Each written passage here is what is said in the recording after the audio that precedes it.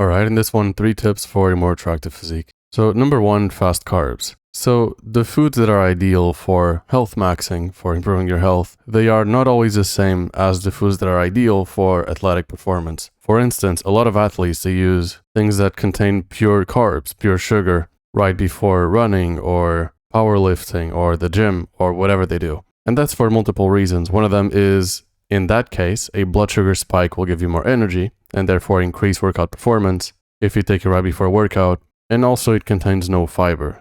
So fiber is pretty important for health. It ferments in your large intestine and creates short-chain fatty acids, for example butyrate, and they are anti-inflammatory. And so fiber is one of the biggest predictors of longevity. It also slows down your digestion, but there is a problem. If you're eating stuff with a lot of fiber before a workout, for example, your digestion is going to essentially attract attention and blood flow from your body. And it's going to be harder to work out at maximum performance. So if you're eating carbs that don't contain any fiber right before workout, that's better than carbs that do contain fiber, because your body doesn't have to work nearly as hard to digest it. So if you want to be 100% health focused, then ignore fast carbs. Eat things that contain fiber, for example, fruit, whole grains, etc. However, if your goal is maximizing performance and you don't care about being 100% healthy all the time, then you can actually utilize fast carbs right before a workout.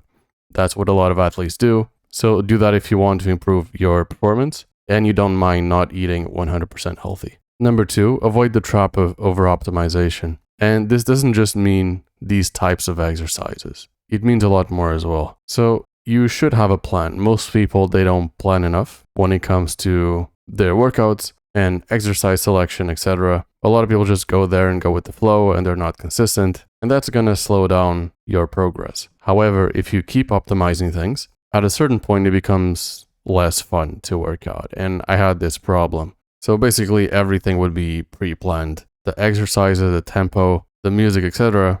But what actually makes things fun, for me at least, is not caring so much about these things. So I do think you need a structure. You need to follow a plan. You need a split that prioritizes the muscles that you do want to prioritize and that help you grow a balanced physique in general, an aesthetic one. But you should also try to have fun. So maybe you really hate 3 seconds eccentric, and even though the studies show that's probably ideal, maybe for you it's more fun to do like 1 second eccentric and maybe do faster sets. Just make sure the exercise selection is one that makes that possible without risking injury, but don't over-optimize to the point where it removes the fun out of it, because I've been there where everything, 100% of it is optimized, and yeah, eventually you just get bored, and maybe you're not listening to the right kinds of music, maybe you're not doing the right kind of tempo, or maybe you're doing exercises that you don't like doing. And certain exercises, for example, they may not be 100% optimal according to the science, but if you have a lot of fun doing it, and if you're more consistent with that than with an optimal routine, that's probably going to be better long term, because you're going to be more consistent at the gym. And that's the biggest factor when it comes to long-term progress, because I see a lot of people, they are consistent for 2 weeks or 3 weeks and then they give up. So they could have the best plan on the planet, but it doesn't matter because they don't train often enough. They're not consistent enough. They just have phases where they're motivated and then they give up. And to avoid that, you kind of want to have fun in your workouts. You want to do ideally exercises you like. You should like your workout program. And for example, also listen to music that you actually like during your workouts. And number 3, don't skip legs. So there are certain people in this field that are telling you not to train legs just because bodybuilders who abuse gear have too big quads or something like that. Or some people that have genetics for really big quads may look disproportionate. However, in 99% of cases, that's not going to be you.